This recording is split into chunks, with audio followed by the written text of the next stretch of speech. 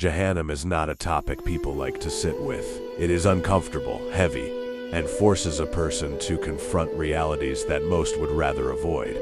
Yet, it is mentioned repeatedly in the Quran not as a distant myth, but as a real destination, described with clarity, intensity, and warning. It is not hidden. It is not vague. It is spoken about directly, yet many still choose not to reflect on it deeply. The Quran speaks of a fire whose fuel is people and stones. A fire not like the fire of this world, but something far greater in intensity. A fire that does not simply burn the skin, but replaces it again and again so the punishment can continue to be felt. This is not symbolic language.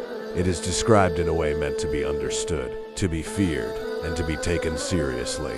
There are people who will enter Jahannam because they deny truth after recognizing it.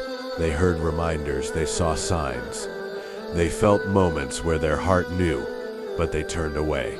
Not always loudly, not always aggressively, but sometimes quietly, through neglect, delay, and indifference. The Quran describes them as those who were given chances, again and again, yet chose to ignore them. Jahannam has levels. Not every punishment is the same. Some will be deeper than others, more intense than others. The Quran makes it clear that those who were more arrogant, more corrupt, more harmful to others will not be equal to those who simply sinned and fell short. Justice is precise. Nothing is random. Every action, every intention, every word is accounted for. There are gates to Jahannam, and each gate has a group assigned to it. This shows organization, not chaos. It shows that entry into this place is not accidental. It is the result of a path someone walked consistently. A person doesn't just wake up there without having made choices that led them step by step in that direction. The people of Jahannam will speak. They will argue. They will blame each other. Followers will blame leaders. The weak will blame the powerful. They will say that they were misled, that they were influenced, that they'd followed others blindly. But the response will come. Each person made their own choice. Influence existed, but so did the ability to think, to question, to turn back. There will be regret unlike anything known in this world. Not the kind of regret that fades with time, but regret that grows stronger, sharper, more painful. People will wish they could return just for a moment to do things differently. They will promise that if they had another chance, they would believe. They would obey, they would change, but the response will come that they already had their chance. The Quran describes faces on that day, faces darkened, humiliated, filled with despair. These are not just physical descriptions, but emotional realities.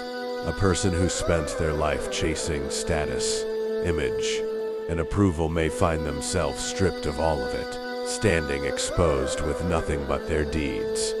The punishment is not only physical, it is psychological, it is emotional, it is spiritual.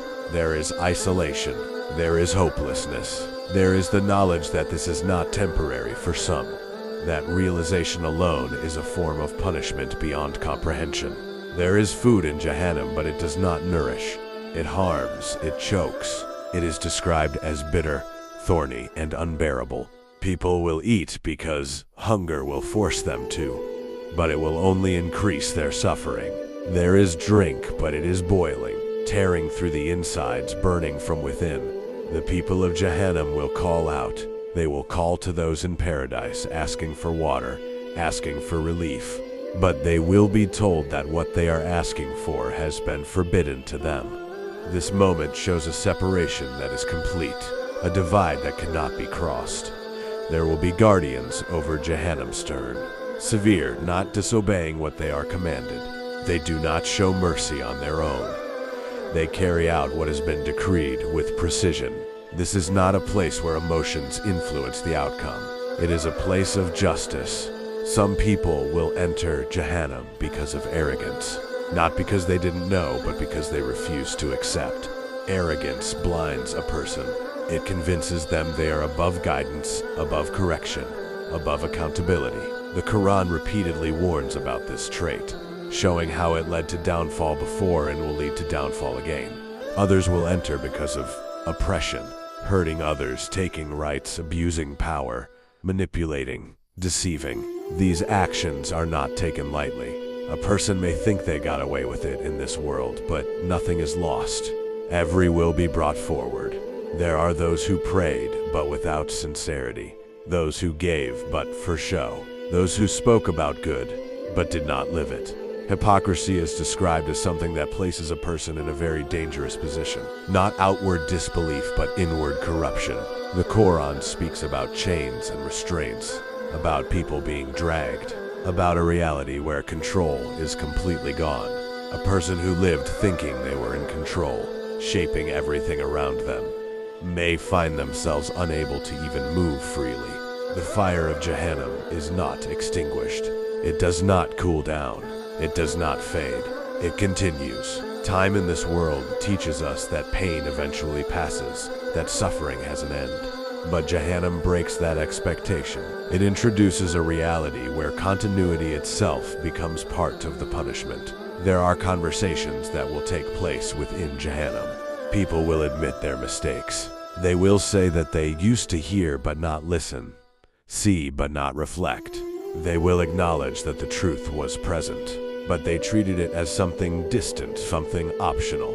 One of the most powerful elements in the Quranic description is the idea that reminders were always there. Messengers came, signs were shown.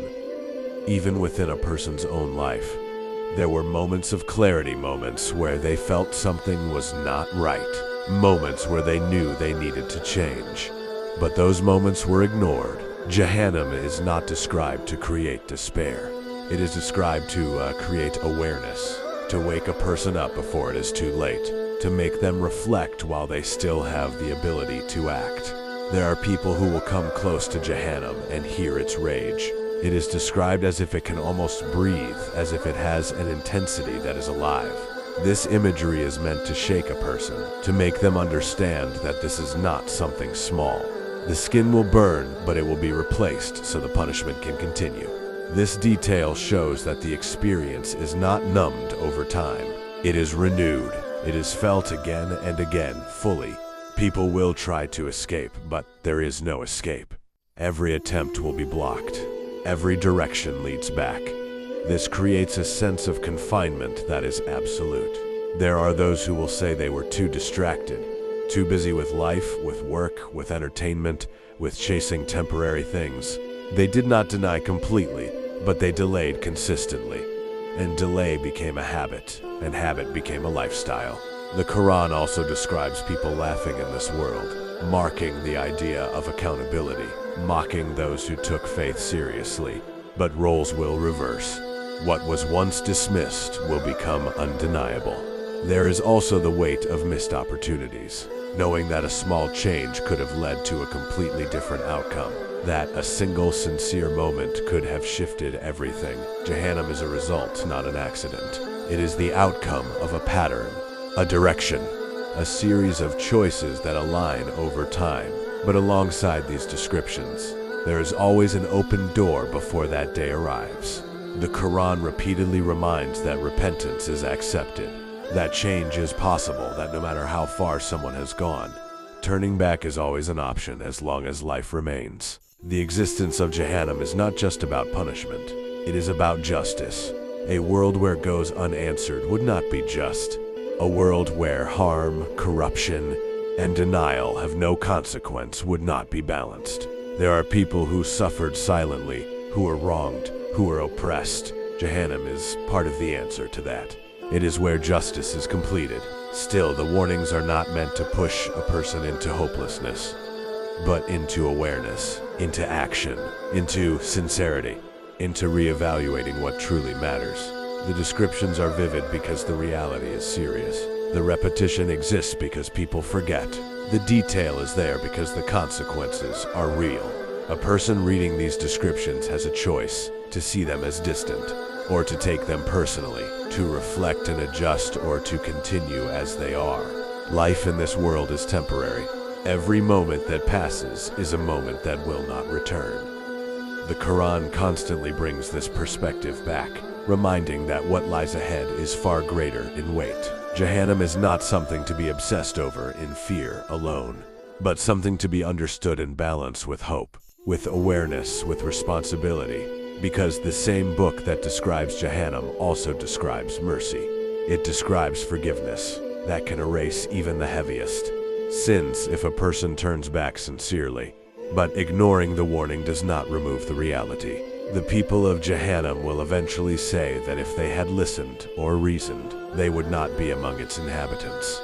This statement shows that guidance was accessible. Understanding was possible. In the end, Jahannam is a destination no one wants, yet many move toward without realizing it or without caring enough to change direction. And the most powerful part of all of this is that right now there is still time to choose differently. Jahannam is not only a place of punishment, it is a reality that exposes truth in its rawest form. In this world, people can hide behind excuses, appearances, and narratives they create for themselves and others. But there, everything is stripped away. Intentions are revealed.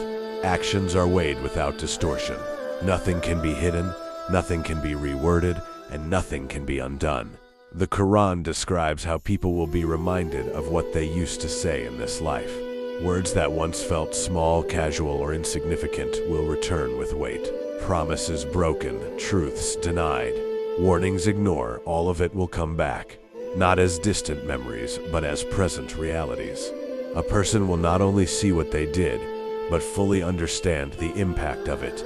There will be a deep sense of loneliness. Even though there are many people in Jahannam, each person will feel isolated in their suffering. In this life, people rely on others for comfort, for reassurance, for distraction. But there, no one can carry another's burden. No friendship, no connection, no influence can reduce what has already been decreed. The Quran also highlights how people will confess against themselves. There will be no denial left, no argument that can stand. Even a person's own limbs will testify about what they used to do. Hands, feet, and skin will speak, not metaphorically, but as witnesses.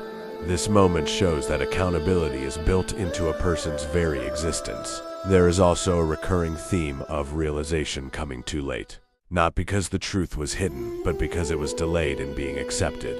Many people knew at some level that they needed to change. They felt it in quiet moments, in moments of reflection, in moments when life slowed down. But instead of acting, they postponed it, assuming there would always be more time. The idea of later becomes dangerous when it turns into never. Jahannam is filled with people who intended to change but never committed to it. Intention without action becomes regret, and regret in that place has no benefit. Another powerful aspect mentioned is the contrast between what people valued and what actually mattered. Many spent their lives chasing things that had no lasting weight status. Wealth, approval, temporary pleasure. These things are not inherently wrong. But when they become the center of a person's life, they distract from what is eternal. Jahannam becomes the moment where that imbalance is fully realized. There is also the reality of pride being completely shattered. A person who once refused to listen, who rejected advice, who saw themselves as above correction, will face a level of humiliation that cannot be compared to anything in this world. This is not humiliation for the sake of it, but as a consequence of how they carried themselves in life. The Quran mentions that people will ask for destruction upon themselves, hoping to escape the punishment by ceasing to exist. But even that will not be granted. This shows a level of despair that goes beyond physical pain. Desire to escape existence itself because of the weight of what is being experienced. Yet, even within these descriptions, there is a consistent message directed at those still alive. Reflect, return, and realign. The purpose of these vivid portrayals is not to push people away, but to pull them back before it is too late. Every day that passes is an opportunity. Every moment of awareness is a chance to shift direction. The path toward Jahannam is not fixed. It is shaped by choices, and choices can change. A person does not need to be perfect to avoid Jahannam. They need to be sincere. They need to recognize their mistakes, seek forgiveness, and make an effort to improve. The Quran repeatedly emphasizes that even those who have gone far can return, and their past can be transformed. Jahannam is real, its warnings are clear, and its descriptions are intense, but so is the opportunity to never experience it. The Quran also describes a moment when the people of Jahannam will fall into silence, not because they have found peace, but because they have run out of arguments. Every excuse will have been answered, every denial exposed. That silence will carry a weight heavier than words, a realization that nothing more can be said to change their outcome. There is also the sense of distance from mercy. In this life, no matter how far a person goes, mercy is always within reach. A simple turn of the heart, a sincere moment of regret can open doors. But in Jahannam, that door is no longer accessible in the same way. That absence is felt deeply, creating a form of loss that goes beyond physical suffering. Thank you for watching this video. May Allah guide us through the right path. Ameen. Don't forget to subscribe, please.